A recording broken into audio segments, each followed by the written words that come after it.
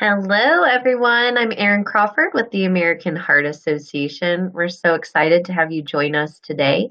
We are going to get started in a few minutes to ensure everyone's able to join. So sit tight, sit back and relax. We'll be starting in about 2 minutes.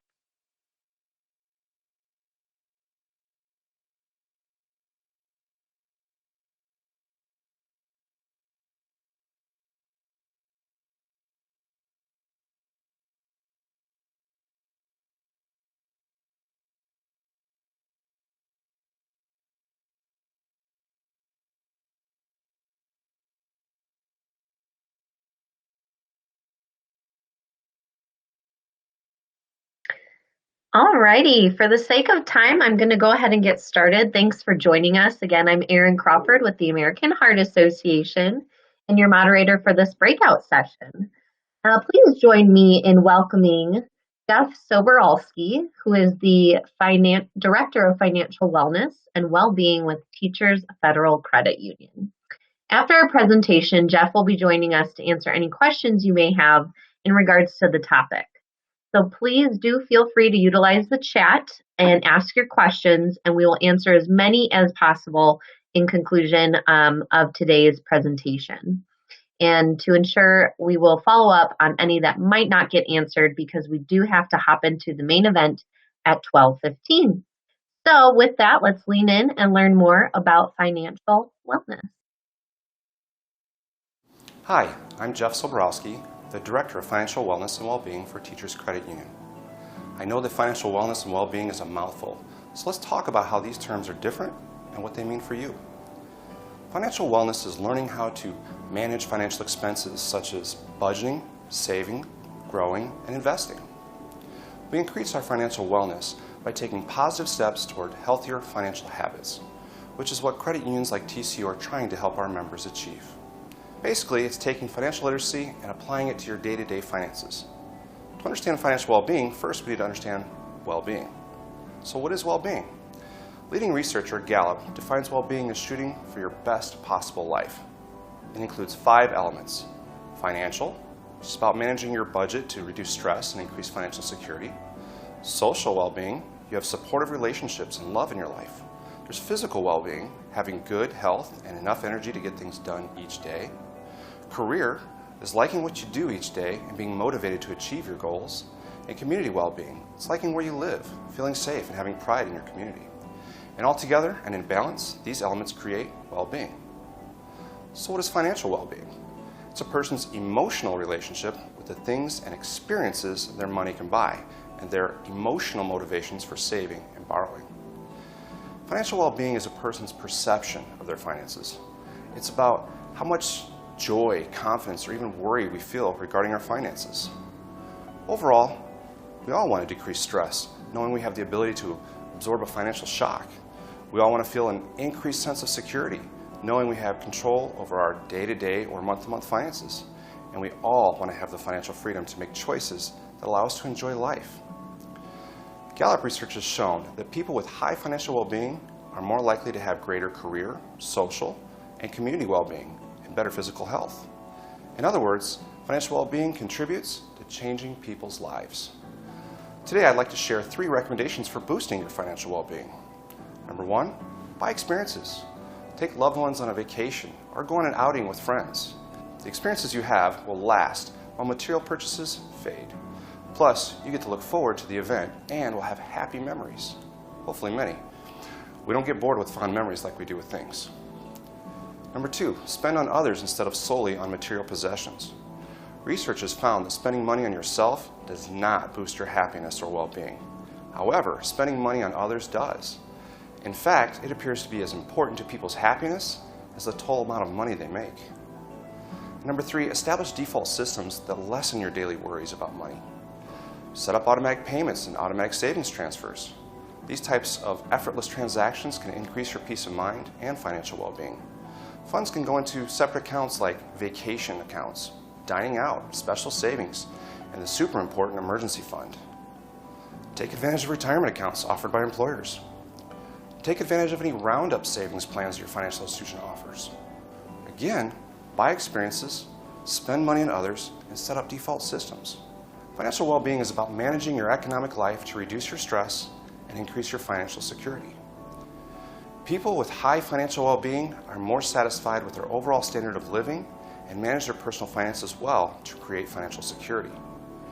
And as a result of managing their money wisely, they have the financial freedom to spend even more time with the people whose company they enjoy most. So how can a credit union help you on the way to better financial wellness and higher financial well-being? Well, the high-level mission of the credit union is about people helping people. All financial institutions generally offer the same types of products and the same types of services. But what sets a credit union apart is that we're member-owned, and we know when our credit union members are financially well, it leads to a healthy credit union and overall a healthier community. TCU's vision statement emphasizes that we are committed to partnering with our communities to achieve their financial success one member at a time. Helping our members achieve high financial well-being and increase their financial wellness is at the very core of what we do. We want to grow our members to be healthier financially and to live happier lives. We're constantly working to create and provide services and tools to help our members achieve their financial goals.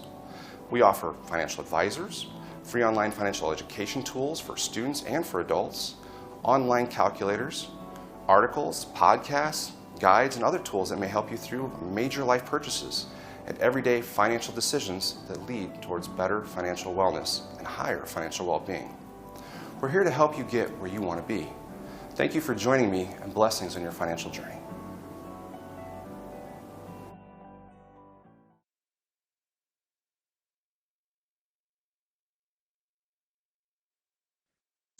All right, so we are going to welcome Jeff at this time. And we do have some questions here, Jeff. I'm not sure if you saw them pop into the chat, but I will go ahead and read the couple that are in there. Rachel Saxon wanted to know, where do you see the biggest trends in financial wellness that women ages 25 to 55 are embracing currently? Well, coming out of a pandemic year, if you will, the biggest thing that I'm seeing the trends, and it's going across the board, it's not just with women, it is about financial wellness. It's literacy. People are picking up more of the literacy tools and learning more about what's going to benefit them, what steps that they can take. As I had mentioned in the video, like number 3 is about setting up automatic savings, things like that. We're seeing more and more people actually, creating budgets and sticking to budgets more, and setting up different default systems to help reduce some of the stress that they're going through with the everyday things that are going on around us. Thank you, Jeff. We also had another question here from Courtney. What is the impact of financial wellness on adult children who support their elderly parents? That can go a couple of different ways. There's a lot of changes that are being made in your life when you hit that time when you're starting to care for your adult parents, where you have to make decisions whether you're going to have them at home or if they're going to need or receive better care at different locations, facilities. So it can impact both positive and negative. There's a lot of other steps because, at one point in time you were being taken care of by them. Now you are the caretaker for them. We actually have some resources on the TCU, TCUnet.com, where you can actually go on there, and there are some courses that you can go through about being a financial caregiver that will help give you some insight on some of the things to watch for and some steps that you might be able to take. Well, that sounds like a good resource. Thanks, Jeff. Another follow-up question from Rachel was, of the various buckets of savings, where do you see people struggling the most? Well, there's a statistic out there in the financial industry that we hear often that many people struggle to even have $400 emergency savings, so they have to find a different way of coming across to pay for it, whether it be a credit card, things like that. So the biggest struggle up until the pandemic was the emergency savings. It still is in some points. We in the financial industry assumed that many people were going to take the money from stimulus checks and things like that and start spending it right away. The good news is a lot of people started paying down their debt and started building those emergency funds, which has been a very, very good thing to see it happen. It may not be as great for the economy that we're not putting the money out there, but it's good for families to have the money in their accounts to be able to fall back to those types of savings accounts instead of worrying about having to add more credit debt. One of the things that I talked to, sorry to add one more thing on there, was about that automated savings. And when we automate something like that, it helps reduce the feeling of money coming out of your paycheck when you put it into a savings account. So for example, what my wife and I do is when it's my paycheck comes in, it automatically has a portion of it that's directed to different savings funds, whether it be insurance, whether it be our emergency fund, those kind of things.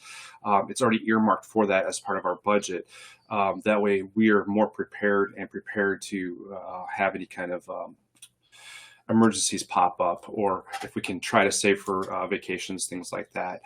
So we have those buckets there. So that way I know that for the rest of the month in my budget that I'm only working with this much money, and I need to be more in tune with how much I have and cut where I need to cut, so to speak. That's a really good idea. Thank you for sharing that. These are great questions. Yeah, they really are. Anything else to add, Jeff? I know in your video you went over, kind of the top 5 things for financial wellness and well-being, but anything else to add for our group? Well, I mentioned a second ago about the online resources. If you go to tcunet.com, and this is not a sales pitch, but if you go to tcunet.com and you go to our financial education area, there are different modules and things that if you're trying to increase your wellness or just, maybe review some things, the modules are about 5 to 7 minutes each that you can pick and go through, or different playlists that you can go through to help increase your wellness, to help you on your financial well-being journey. Can you repeat that one more time so I can add it in the chat? TCU.com, and then where do they go from there? It's tcunet.com. TCUnet. Yeah, if you go to the financial education area. Perfect. I can send you an email too if you like that has that link. Thank you so much. Any other questions, guys? I know we've had some great ones come in. Oh, here's from Courtney. She asks, how can you help younger folks plan for the stressors of not having prepared for parents to have skilled care? What can they do in their 30s and 40s? Great question, Courtney. So if you're trying to prepare younger kids now, we have different programs that we're working with schools to try to implement with the teachers that are approved through Indiana State for their curriculum requirements to actually teach on these specific financial education topics. It's also, again, on our website that's there for free, where parents can actually sign in like they're a teacher if they wanted to assign it themselves and go through the courses with their child. The financial empowerment that we offer there, they're actually longer sessions. They're not like your 5 to 10 minute sessions. These are going to take children or younger adults and go actually through different steps and different phases of their financial journey to give them the more knowledge, as well as they can have tests throughout that. It'll measure what they're learning. And the neat thing about those videos is they're taught by other people that at their age, their peers and things like that. And they're always updating that information to make it relevant. It's a great question. Also, if your school is not utilizing some sort of financial education program, reach out to your local financial institutions. Most of them are willing to come out and work with teachers and come to the classroom and teach these things, because it's really a great reinforcer to have somebody in that field come out with the teacher, so they're not just hearing it from the teacher, they're hearing it from other people that say, yes, this really does work what they're teaching. That's great. We have one last question before we have the upcoming session. Diana asks, there's so many options for financial planning. Can you explain which ones have the best long and short-term results? So, slow and steady wins the race is one of my mottos. When you're talking about doing financial planning, usually I recommend sitting down with somebody who's going to have the licensing, who has spent time studying and doing the right things.